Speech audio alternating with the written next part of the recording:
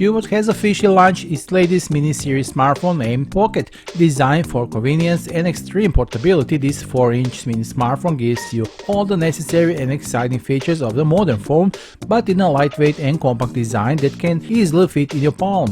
The world's smallest Android smartphone, Cubot Pocket, is only about 4 inches tall and offers Android 11 OS with 4GB of RAM and 64 internal memory, upgradable up to 128GB with a memory card. Also, there is a dual SIM standby, 60MP rear camera, 5MP selfie camera, 4-inch UHD Plus display with the excellent 540 by 1080 pixel resolution and long-lasting 3000 mAh battery under the hood. It has NFC, USB-C, GPS and only 128 grams weight.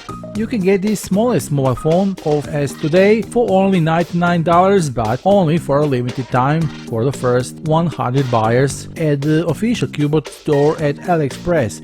The links are below this video. Be sure to visit them and get your new Cubot Pocket mini smartphone at this exclusive price today. That will be all for now. See you soon in the next video. Bye.